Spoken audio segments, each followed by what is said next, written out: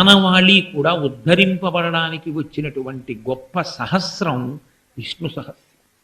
ఇది వీళ్ళు చెయ్యొచ్చు వీళ్ళు చెయ్యకూడదు అని అధికార భేదమేం లేదు. విష్ణు సహస్రనామ స్తోత్రం చేసేవాళ్ళు ఉపదేశం పొందాలి అన్న నియమం లేదు. నేను ఇన్నాళ్ళు చేస్తాను విష్ణు సహస్రాన్ని ఏదో ఒక కామ్యం కోసమో అని నీళ్లు ముట్టుకుని సంకల్పం చేసి అంగన్యాస కరన్యాసాలు చేస్తే పూర్వోత్తర పీఠికలు చదవాలి.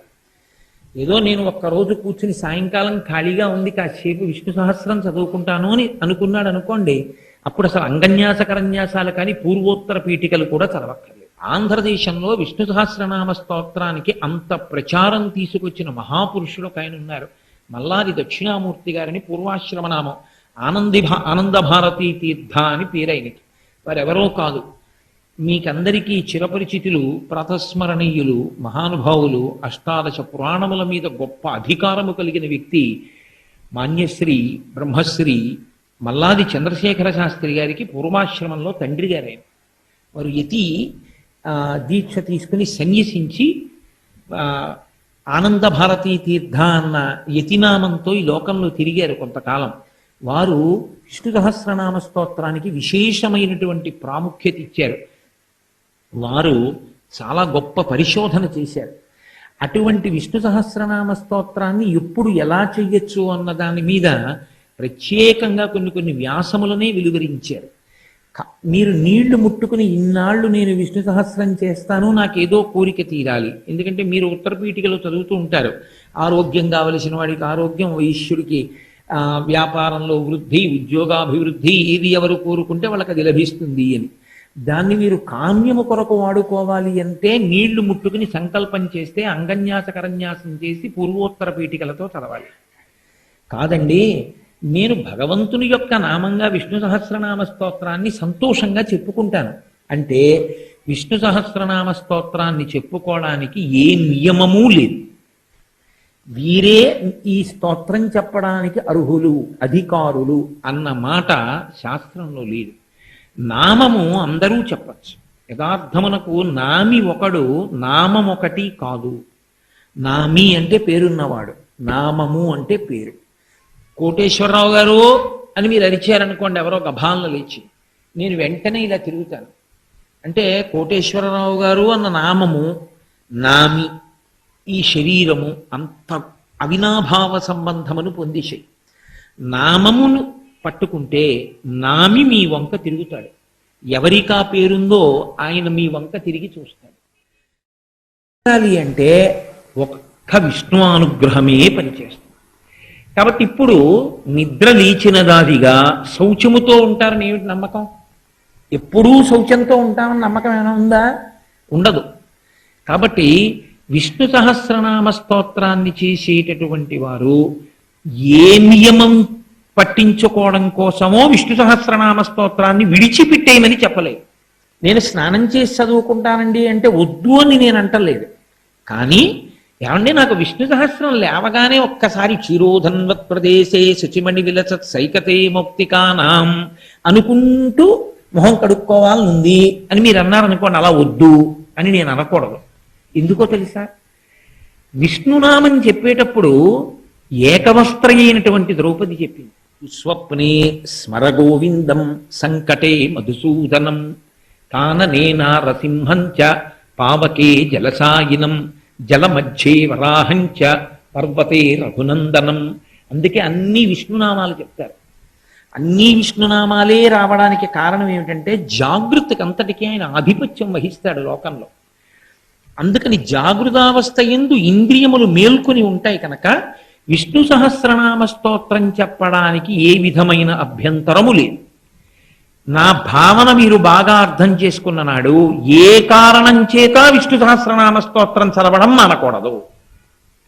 విష్ణు సహస్రం ఇందుకు మానేశానండి అని చెప్పడానికి ఓ కారణాన్ని శాస్త్రం అంగీకరించదు. సంధ్యావందనం మానేయడానికి యజ్ఞోపవీతం ఉన్న వాళ్ళకి ఏ కారణాన్ని శాస్త్రం ఒప్పుకోదు.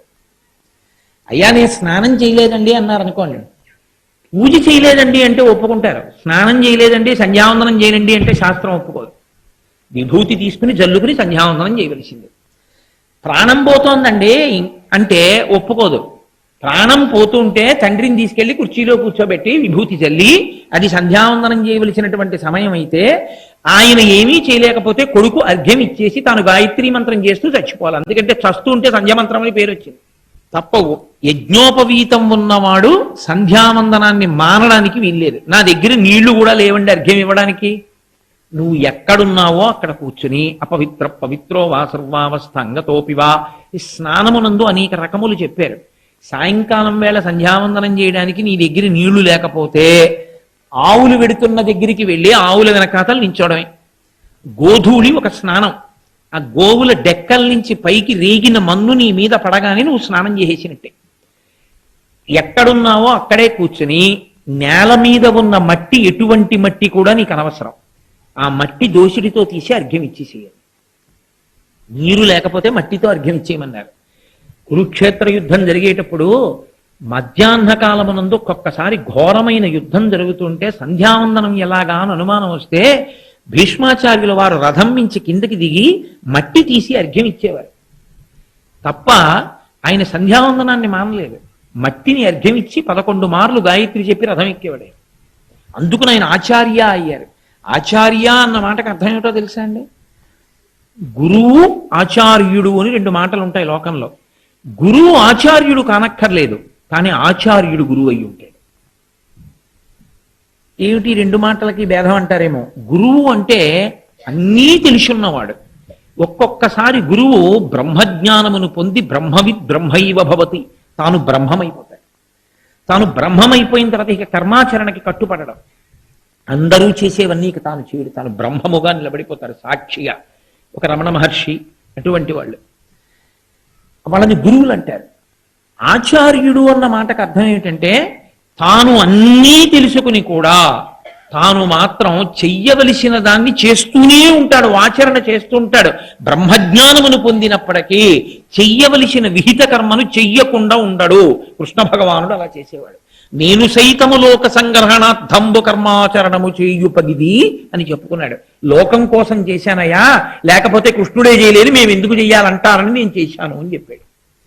అలా ఎవరు చేస్తారో వారిని ఆచార్య అని పిలుస్తారు. అందుకే శంకరాచార్య, చంద్రశేఖర పరమాచార్య, ఆచార్య శబ్దంతో సంబోధన చేయడానికి కారణం అది. అంటే వారు బ్రహ్మమును తెలుసుకున్న స్థాయికి దిగిపోయినా ఆచరణ విడిచిపెట్టారు. దేని కొరకు అంటే తనని నమ్ముకున్న శిష్యులకి మార్గాన్ని చూపించాలి కాబట్టి తాను ఆచరించి చూపిస్తాడు. అది గురువుకి ఆచార్యుడికి ఉండేటటువంటి భేదం. గురువు పాటించాలని లేదు, పాటించడు. కానీ ఆచరించే గురువు అయినప్పుడు ఆ గురువు గారిని ఆచార్యాన్ని సంబోధించడమే సరి అయినటువంటి సంబోధన యథార్థంగా. భీష్ముడు ఆచార్యుడు. ఎందుకో తెలుసా అండి? భీష్ముడు వేదం అంతా చదువుకున్నాడు.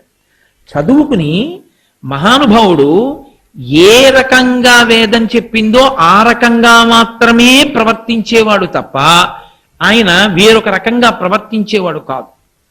మీరు చూడండి, అందుకే భీష్మాచార్యుల వారు తన తండ్రి శంతన మహారాజు గారికి తద్దినం పెడుతున్నాడు. తద్దినం పెడుతుంటే దక్షిణ దిక్కుకి చివర్లు ఉండేటట్టుగా దర్భలు వేసి పిండాన్ని పెడుతున్నాడు. శంతన మహారాజు గారు పొంగిపోయి, నా కొడుకు ఇంతటి గొప్పవాడు, ఇంత శాస్త్రం పాటిస్తాడని స్వయంగా తానొచ్చి చెయ్యి చాపాడు. కొడకా నా చేతిలో పెట్టరా పిండం అన్నాడు. అంటే భీష్ముడు అన్నాడు, తండ్రి మీరే వచ్చి అడిగినా ఒకసారి శరీరం విడిచిపెట్టేసినటువంటి పితృదేవతలకి చేతిలో పెట్టకూడదు, దర్భల మీదే పెట్టాలి. దేవతలకైతే అగ్నిముఖంగా ఇవ్వాలి, పితృదేవతలకైతే దర్భల మీద పెట్టిస్తాం. కాబట్టి దర్భల మీద పెడతాను తప్ప మీ చేతిలో పెట్టను అన్నాడు. అప్పుడు ఆచార్య అని సంబోధించారు భీష్ముడు. అంటే ఇన్ని తెలుసున్నా తండ్రే వచ్చి చెయ్యి చాపినా పిండాన్ని చేతిలో పెట్టకుండా దర్భల మీద పెట్టాడు. అంతిపర్వం అనుశాసనిక పర్వంలో మాట్లాడుతూ ఇక తాను ప్రాణములను శరీరము నుంచి ఉద్గమింప చెయ్యాలనుకున్నాడు, విడిచిపెట్టేద్దాం అనుకున్నాడు. అనుకుని ఎదురుగుండా నిలబడినటువంటి కృష్ణ భగవానుణ్ణి ఆపాదమస్తకం ఒక్కసారి చూస్తూ, ఇదే రేపు లోకానికి రక్షణ కావాలి, ఇదే రేపు అందరూ భగవానుణ్ణి చేరుకోవడానికి మార్గం కావాలి. ఇక్కడ అధికార అనధికార అన్న 2 మాటలు లేవు. అందరూ నామం చెప్పచ్చు. కాబట్టి అందరికీ పనికొచ్చేటటువంటి సహస్రాన్ని లోకానికి అందిస్తానని కారణజన్ముడు, అష్టవసువులలో ఒకడైనటువంటి మహానుభావుడు, దీర్ఘాయుష్మంతుడు, వేదాంగములు చదువుకున్నటువంటి భీష్ముడు ఎదురుగుండా శ్రీమన్నారాయణ స్వరూపాన్ని నిలబెట్టుకుని కన్నులతో తాగుతూ యోగ విద్య చేత చైతన్యాన్ని ఉపసంహారం చేసేసి శరీరము నుండి ప్రాణములు నిర్గమించే ముందు చెప్పినటువంటి ఆఖరి స్తోత్రం విష్ణు సహస్రనామ స్తోత్రం. కాబట్టి అది ఎంత సత్యమో ఆనాడు సతీదేవి చెప్పిన మరణవాంగ్మూలం ఎటువంటిదో భీష్ముని మరణవాంగ్మూలము విష్ణు సహస్రనామ స్తోత్రము. అందుకే ఈశ్వర శాసనం అయితే తప్ప ఆచార్య అనుశాసనము జరగనివ్వలేదు. అందుకని భీష్ముడు మొదట గీత అయితే తప్ప ఆయన చెప్పడు.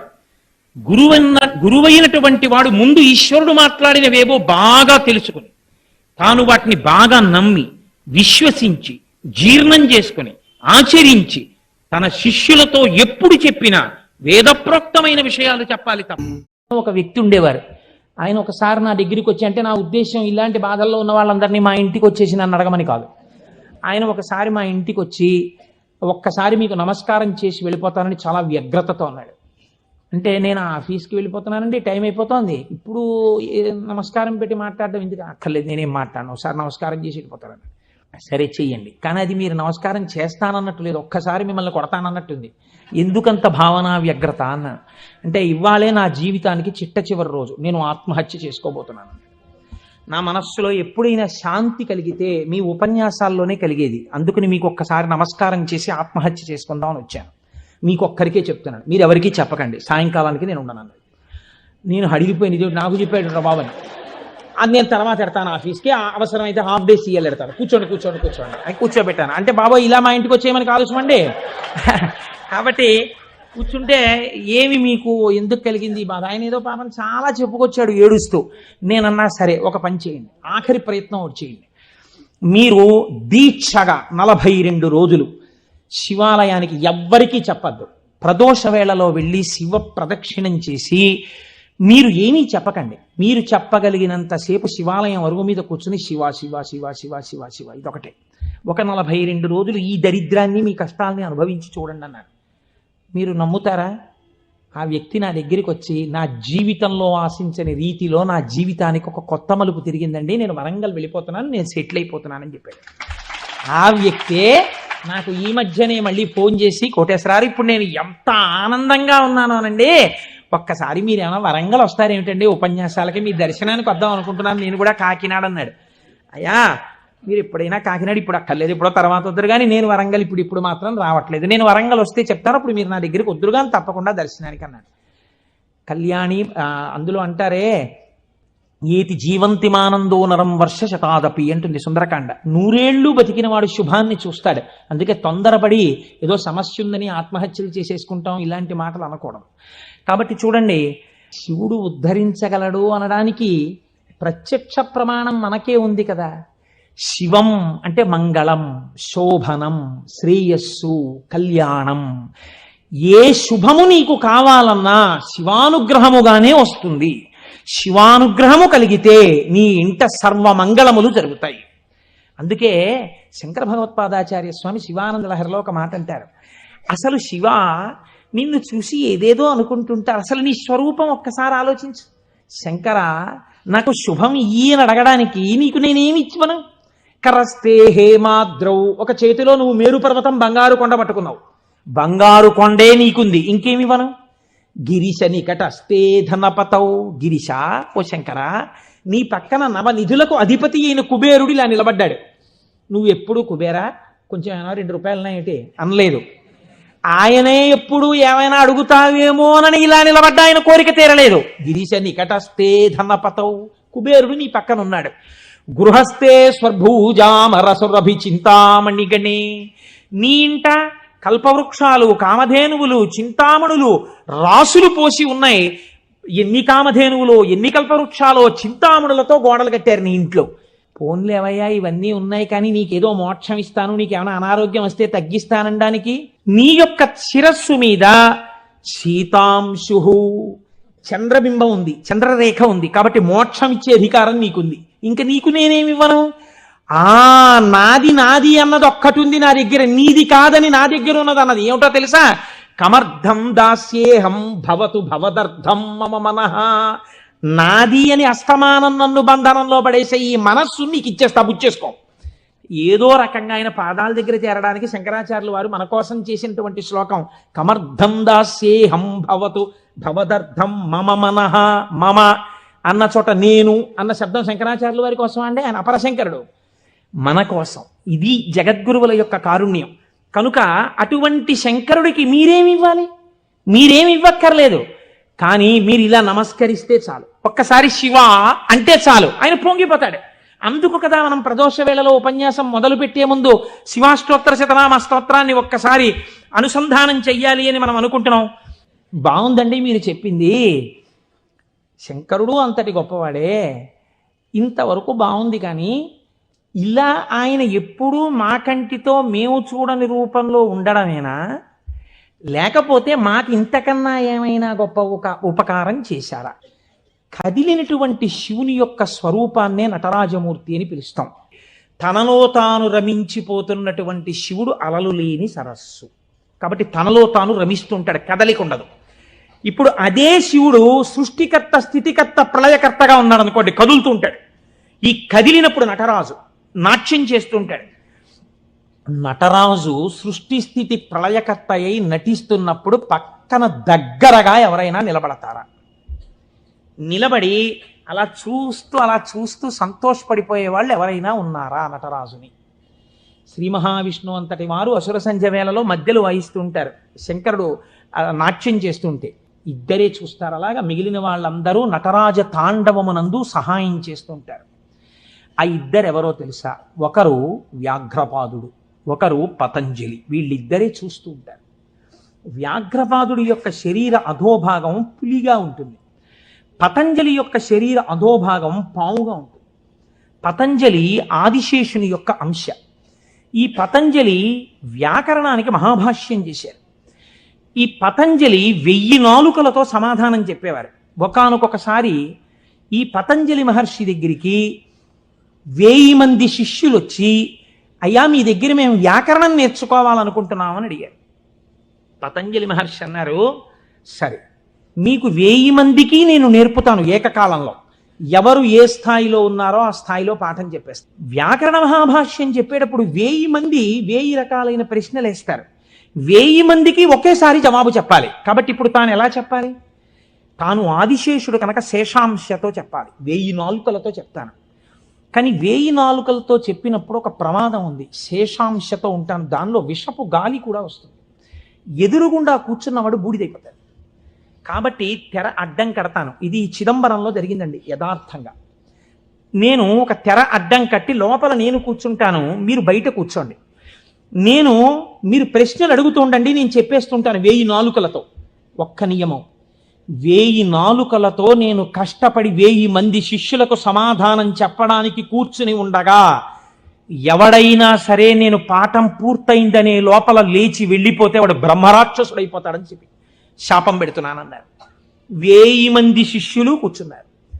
కొంతమందికి అసలు ప్రారంభంలోనే అనుమానాలు ఉంటాయి, అలాంటి వాళ్ళు కూడా ఉంటారు. ఇప్పుడు ఇది మోక్షద్వారం, ఇందులో దూరితే మోక్షం వస్తుంది అన్నాం అనుకోండి, ఇది ఎవరు పెట్టారండి అంటాడు. వెంటనే వాడు వచ్చాడు.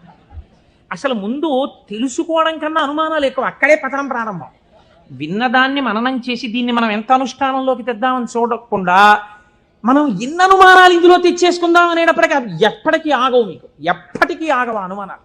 ఇప్పుడు ఏమైపోయింది, ఇందులో ఒకటికి అనుమానం వచ్చింది, ఏమిటో వెళ్ళిపోతే బ్రహ్మరాక్షసుడు అంటున్నాడు. ఈ మాట వినగానే అసలు నాకు తోచడం మానేసింది. అసలు ఈయన మొదలెట్టే లోపలే కాసేపు బయటికి వెళ్ళి తిరిగి వస్తే మనశ్శాంతిగా ఉంటుంది. పాఠం మొదలెట్టే లోపల వచ్చేద్దామని ముందే వెళ్ళిపోయాడు. పాఠం మొదలెట్టేటప్పటికి వద్దాం, కాస్త మనశ్శాంతి వస్తుంది. లేకపోతే ఈయన ఏమిటో లోపల నేను 1000 నాలుకలు అంటున్నాడు, తెరత్తకూడదు అంటున్నాడు, ఓరు నాయనో ఇదంతా ఏ గొడవగా ఉంటుందో, వెళ్ళిపోతే బ్రహ్మరాక్షసుడు అంటాడు. ముందే కాస్త తిరిగి వస్తే, అలా తిరిగి వచ్చేస్తే కాస్త మనశ్శాంతిగా ఉంటుంది, అప్పుడు వచ్చి కూర్చుందాం పాఠానికని ముందే వెళ్ళిపోయాడు. అంటే ఎలా ఉంటారో చూడండి లోకం. ఇప్పుడు పతంజలి వ్యాఖ్యానం మొదలుపెట్టారు, 1000 నాలుకలతో చెప్పేస్తున్నారు ఆయన పాఠం. ఒక ఆయనకి అనుమానం వచ్చింది, ఏమిట్రా 1000 మంది అడుగుతున్నాం, 1000 మందికి చెప్పేస్తున్నాడు సమాధానాలు, ఎలా చెప్తున్నాడు రా ఈయన, తెర అడ్డం కట్టాడు, నేను చెప్తాను లేండి అన్నాడు. నిజంగా అసలు ఎలా చెప్పగలుగుతున్నాడో ఒక్కసారి చూద్దామని. చూడండి, సేవ చేస్తున్నారు పరమాత్మకి అని తెరడ్డం పెడితే ముందు వరుసలో కూర్చున్నవాడు తెరెత్తి చూస్తుంటాడు, ఎంత తప్పది అంటే అది కూడా భక్తి. కాబట్టి అలా ఆ పతంజలి అటు కూర్చునుండగా ఒక శిష్యుడు ఏం చేశాడంటే మెల్లిగా తెరెత్తాడు. తెరెత్తి చూశాడు. చూసేటప్పటికి విషపు గాలి వాడు ఒక్కడి మీదకే వెడుతుందా, ఈ 999 మంది బూడిదైపోయారు. అట్నుంచి ప్రశ్న ఆగిపోయింది. ఆగిపోగానే పతంజలికి అనుమానం వచ్చింది. ఏదో జరిగిందని ఆయన పాఠం ఆపి లేపి తెర తీసి చూశారు. బూడిద రాసులు ఉన్నాయి. అరేరే చచ్చిపోయారా 1000 మంది అనుకున్నారు. ఇంతలో పాఠం వినడానికి కొంచెం మనశ్శాంతితో వద్దామన్నవాడు వచ్చాడు. నువ్వు ఎక్కడికి వెళ్ళావురా అని అడిగాడు ఆయన. అది నేను చెప్తాను కానీ వీళ్ళు ఏంటంటే 999 బూడిద కుప్పలు ఏమిటండి అన్నాడు. వాడు బుర్ర మరీ పాడైపోయాడు. ఆయన అన్నారు, కంగారు పడకు, నేను ముందే చెప్పాను కదా తెరద్దని. ఎవడో ఎత్తాడు, బూడిదైపోయారు. ఎవడి నామస్మరణ వలన కేవలము శుభమే జరుగుతుందో వాడిని శివ అని పిలిచారు.